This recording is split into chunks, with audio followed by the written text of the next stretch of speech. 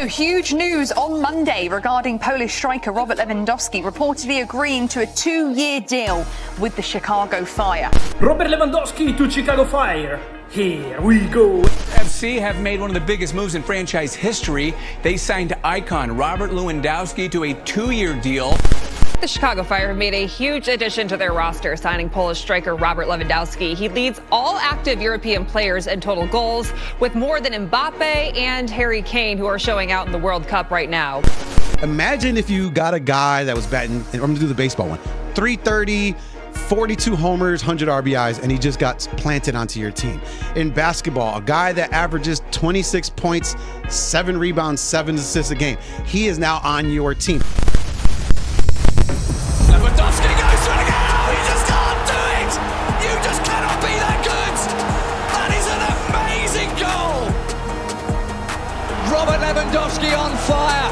He keeps doing it time after time after time. Let's in the danger man. Robert Lewandowski there. And that is a massive milestone.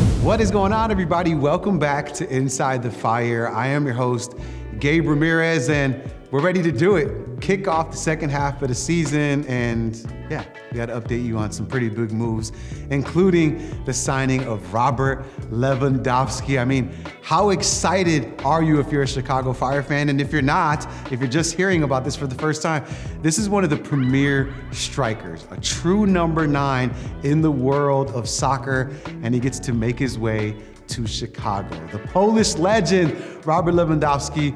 We'll get into a little bit more about him later on in the show. And also, later in the show, we get an opportunity to have a roundtable discussion with 3 Chicago Fire icons, Mike McGee, Drew Connor, and Andrew Gutman. They'll give us some great memories and tell us how they got to the club. But first, let's get you guys caught up. Of course, this is our first episode since the World Cup break, and you might have missed the big victory against Toronto FC, so we'll catch you up there. And speaking of the World Cup, how did our very own Chris Brady receive the news that he was going to be a member of the U.S. men's national team? Well, you get a chance to check it out right now. Inside the Fire begins.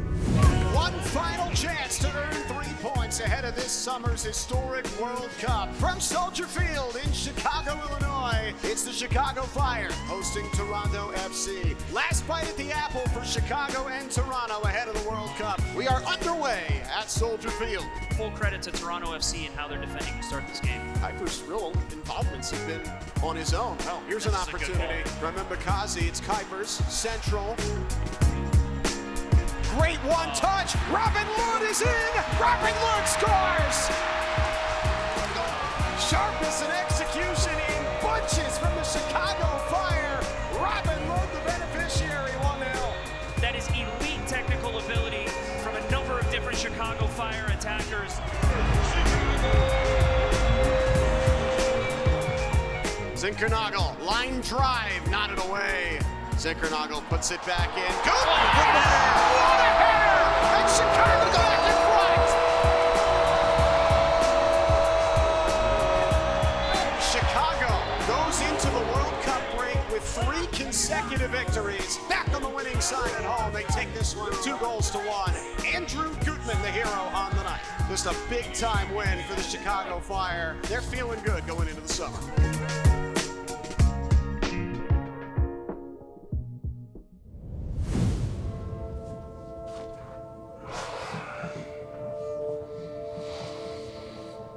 My name is Chris Brady. I'm 18 years old. I'm a goalkeeper for the Chicago Fire, and I represent the U20 youth national team. Thinking personally, what are your World Cup dreams and ambitions? You know, my personal goal is ultimately to be called into the World Cup squad 4 years from now. And I think, like I said, it's going to take a lot of hard work and a lot of dedication. But talking about goals, breaking in with the senior team, and hopefully one day in 4 years, fingers crossed, you know, I break through and am able to represent this amazing country on the world stage. He just got a text. I'm pretty sure he made it, but I'm trying to confirm. Yeah? Did you get anything? No. He just been added to the group. Oh, he made it. Let's go. He's in. He's in.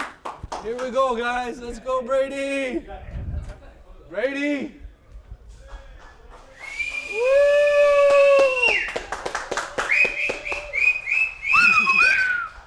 Where is he? Where is he?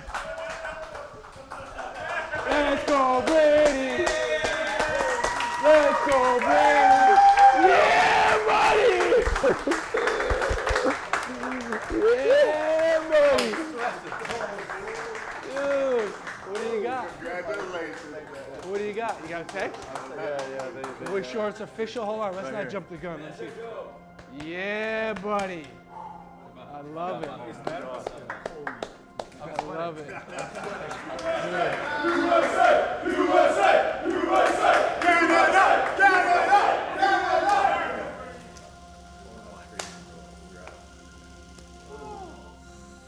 I can't even tell you, like, just a moment of relief and just like thankfulness for all the work that I know I've put in and everyone has helped me put in the last God knows how long. But man, I was nervous, and I'm super excited. Super excited. You got to feel good for a guy like Chris Brady. And if you guys are watching the U.S. men's national team, just keep an eye out for like the long, flowy blonde hair. Yeah, that's the guy you should be cheering for.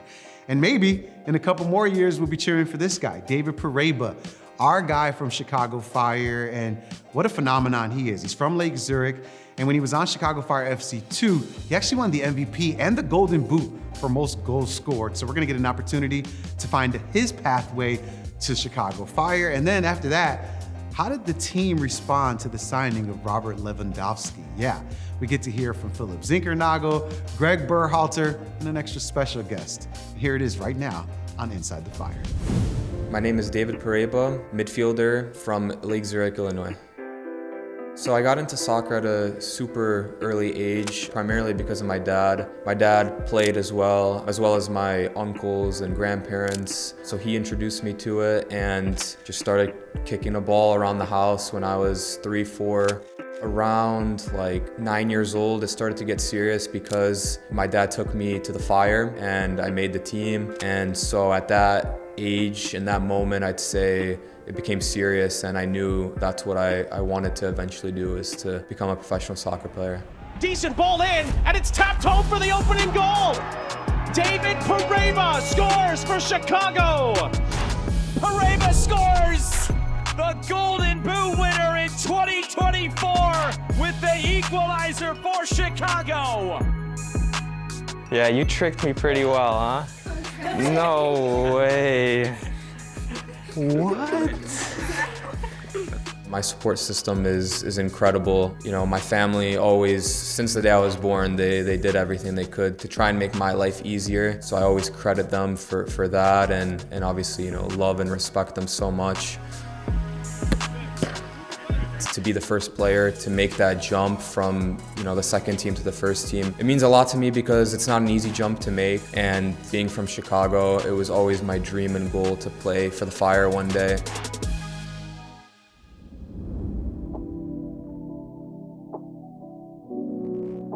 You know, honestly, it was one of the worst moments of my life. I just burst into tears, and, you know, because everything I had worked for the year prior, all the success I had and the highs, it was like, in the moment, it was like, wow, like all that just disappeared. Now I'm gonna be hurt for most of the year. So, you know, at first it was brutal, but shortly after I started to just realize that, listen, it happened and there's nothing I can really do other than to just put in the work and try and get back as quickly and healthy as possible. So I did that, and with the help of our amazing performance staff at the Fire, after 3 months, I started to run, started to do stuff with the ball, and then I believe at 5.5 months, I started to train no contact with the second team. But a month later, so at 6.5 months, I made my return to the field for the second team. So I came back, I think, stronger than ever, mentally stronger than ever for sure. I learned a lot through the process. So I look at it as a blessing in disguise, and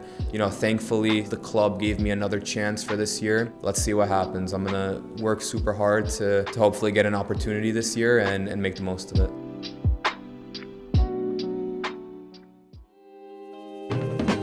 Greg, I'm curious from an organizational standpoint, between ownership, your staff on the sporting side, commercial side, how did we get here, and how much pride are you taking in the fact that 18 months, a little bit over after you took over, you guys are able to bring in such a player with this type of stature? It starts and ends with Joe Mansueto.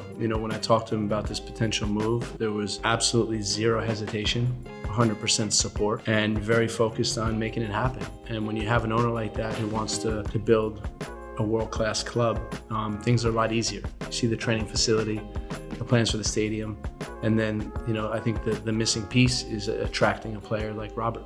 It was an effort by the whole organization, but it was certainly made all possible by Joe. Obviously, it's a great news for the team, great news for the club. I think everyone's pretty excited. A guy like him that the club is able to bring him in is just a sign of this project. So yeah. Obviously, this is a guy that has enormous of experience with some of the best clubs and players in the world, and I hope that personally he can come in and share that with the group. Be a leader. Hopefully, he can help us raise the bar in this club and try to win some titles. It's also a signing that hopefully will bring more people to the stadium and just a lot of excitement around the club and turn Chicago Fire into an even bigger brand. So and some goals, obviously. It's incredible news, not only for the team and the club, but for the whole league, for MLS, for the city, for the Polish community. Not only the Polish community, but for everyone. This is a legend, one of the best strikers of all time, and being Polish myself, it's going to be a dream come true for him to be here, honestly. We've talked to a lot of world-class players since I've been at the club. And one thing that struck me about Robert was his absolute top level of professionalism and desire to win. He's tremendously focused on the team, on how to help the team, on how he can perform, and how he can score his goals. Now we're bringing in, one of the best strikers of this generation, if not the best. And, we expect fan support. We expect the Polish community to come out. This is the best Polish soccer player ever, and they get to see him play live. We would hope that the Polish community comes out and support him. We'd hope that the soccer community comes out and support him. We'd hope that the entire community comes out to support him because it's that big of a deal. We want to welcome him with open arms. We're excited to have him. It's to me, it's really a big moment for the club, and we want to have him, welcomed in a really good way. Thank you. Okay, thank you. All right, coming up in just a bit, what happens when you put 3 Chicago Fire legends together in a room? Stories, laughs, and an appreciation for a bald-headed fan section? All that and more coming up on Inside the Fire. Welcome back to Inside the Fire. I am your host, Gabe Ramirez, and we get an opportunity to put 3 Chicago Fire legends in a round table to discuss how they got to the team. And I'm talking about icons like Mike McGee, former MVP in 2013, Drew Connor, an iconic name in the city of Chicago, and then Andrew Gutman, a guy who is so famous, he has his own cheering section. A group of guys with bald heads. How did he find out about it? Well, of course, his wife was walking around the concourse. Here are the 3 gentlemen right now to take you down memory lane. Ooh, okay. Look at that. Perfect. Wow, what do we got here? Italian beef and roasted red pepper and a Mike's hot honey drizzle. Okay, looks incredible. Andrew, please do the honors. That's a shady drizzle. Yeah, run that you back want more? one more time. All right, run that back. There we go. Good even spread. Right there. Take a little bite. Yeah, let's do it. Cheers, dudes. A little pizza cheers. That's pretty good. Yeah, bleep that out. That is sweet heat. It's a lot of sweet heat. How did you get into playing soccer when you were younger? When did you start to think about playing soccer professionally? I got into playing soccer just like any kid really, just kind of play all the sports, see what sticks. Fell in love with soccer. I think the first time I really wanted to play pro was, I don't know if you were on the team, but I went to one of the Fire matches and it was sold out at Bridgeview. And I just remember thinking like how cool it was to like be one of those players on those fields with all these people in the stands watching you play. And so I think I was maybe 12 years old, 10, 12 years old watching the game. And from then on, just wanted to do it. How was that memorable? You didn't know if I was on the team or not? I mean, I don't remember the players, you know? Could have lied there. What about you, Drew? I grew up playing soccer from like the moment I could walk because my dad played. We'd pass the ball in the basement every day. And then I went to like my first Fire game at Toyota Park, probably like 2006, 2007. And I just remember the guys like warming up on the field and seeing the field for the first time. And like they had the sprinklers going and the balls were skipping and the music was going. And I was like, this is pretty cool. Like I would love to, it's kind of the first time I looked at the field and I was like, I want to do that, like for real. All right, I'll ask Mike this. Who was a player that you admired growing up? A specific player I'll get to in a second, but my earliest memory of like falling in love with soccer was the first year the Fire created a team. It was like the only thing I asked for Christmas was Chicago Fire season tickets. So at that point, I don't think I knew a single soccer player, but over the first couple of years, I really fell in love with Ante Razov. I think he scored a lot, which is kind of all I cared about, and that kind of drew me to the team. My dad took me to Fire games back when they were at like Soldier Field before the return back in the day. And Stoichkov was the guy. And he wore number 8, so like my whole life growing up, I wore number 8. And then when I got signed to the Fire, 8 was taken, so I picked 18, which was Mike's number, So once again, just taking chat. I know. I sorry. thought this whole time you wore 18 because of me, no? No, dude. So I saw Stoichkov. So I was walking into one of my first games. I got rostered. It was my second year. I was dressing. I was planning on subbing in, hopefully. And I was in the parking lot in that back lot at Toyota Park, now SeatGeek Stadium, and I saw Stoichkov. And he was covering the game for Telemundo, and I walked up, and I was like, Christo, what's up, dude? You were my hero. I think he thought I worked at the stadium, he didn't know I was on the team. So when I subbed in the game and played afterwards, he high-fived me and was like, dude, nice job. But I definitely came across as a total fan, Which is true. Yeah, I still am. Still am. Describe the moment you found out you're getting signed by the Chicago Fire and getting to play for your hometown club. I was playing in Colorado. My contract was coming up, and I remember my agent calling me and was like, hey, what do you think about coming home? Didn't talk about anything with the contract, just hey, what do you think about coming home? And I immediately said yes. And I was like, no matter, we can figure out all the details later, but get this done. Coming out of college, I never wanted to leave the Fire, but obviously things happen and I wasn't able to sign with them. So my whole career, I knew at some point I wanted to come back. When the opportunity presented itself, I was like, I have to do it because I don't know when it'll happen again. It was my childhood dream to play for the club. I think countless times I asked to get traded to the Fire, and it was always a no, never happening. And I think the second I gave up on the dream was when I had a meeting with Bruce and it happened, and obviously that was one of the best things that ever happened in my life. So it was cool. I was sitting in my college apartment with some of my buddies, and the draft was coming up. The Fire just made a staff change with some of the coaching. I was really uncertain if it was going to happen, and I was like, man, am I going to have to go to the combine and fight my way into this league and figure it out? And then luckily, right at the deadline, I got the call. I was watching South Park with my buddies. I got the call and I was so relieved. It was just this weight lifted off me, and then I just got so excited, and I immediately went to the college club in Madison, and we celebrated that night, and then it was back to work. Do you have a favorite memory from your time playing with the Fire? For me, when we clinched playoffs.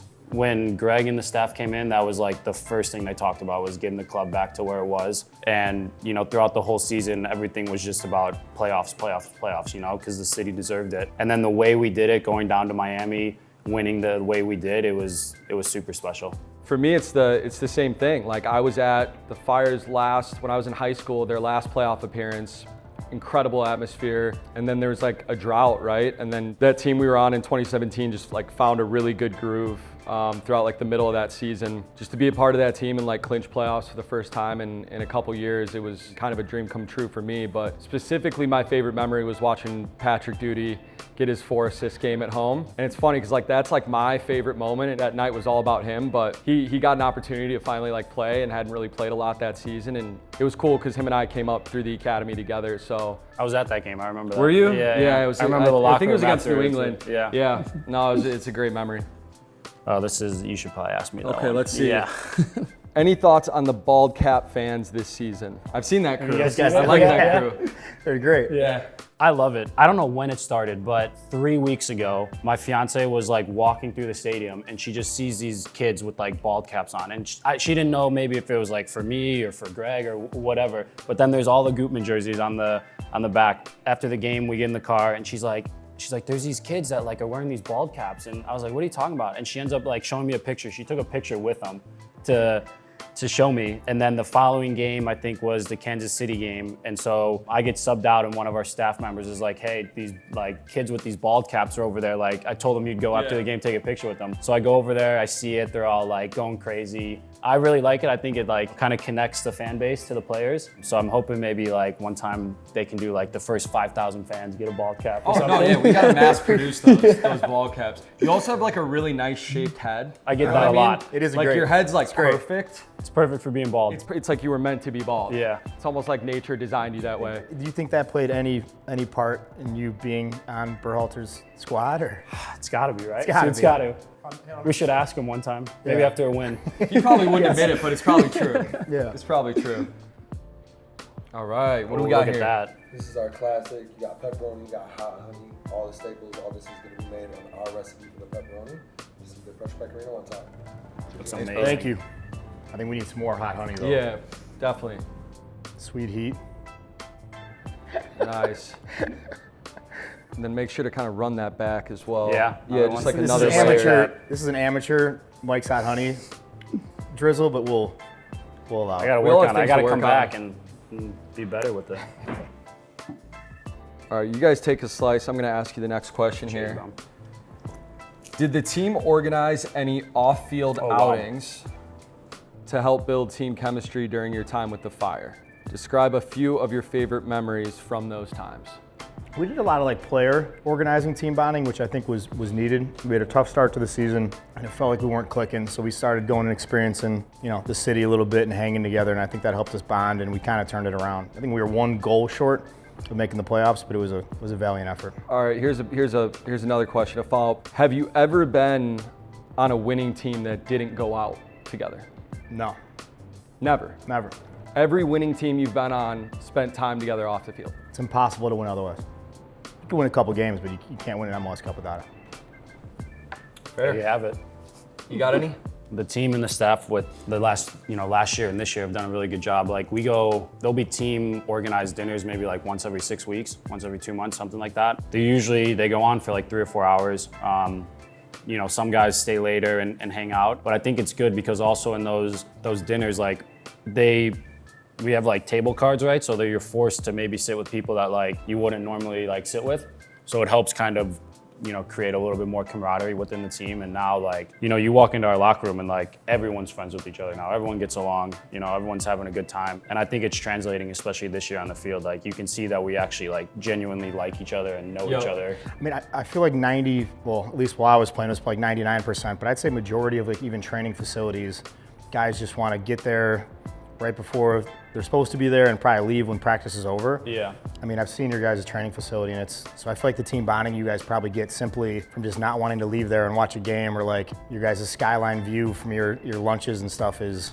It's amazing. Hey guys, it's Andrew Gutman. Thanks for joining us today, enjoying some pizza and kind of talking about our careers. Hey, can you guys make sure that I have one of those ball caps for the next match? I would really appreciate that. Yeah, who knows? Maybe we will turn it into a giveaway in one of these matches that's coming up. Maybe on July 16th. Yes, that is the very next match for your Chicago Fire when they take on the Vancouver Whitecaps. And then, as you heard, Lupe Fiasco did a post-match show a couple of weeks ago, and now two friends, the dynamic duo, gonna hit the ones and twos. The turntables are gonna be on fire, and we want you guys to be there as well.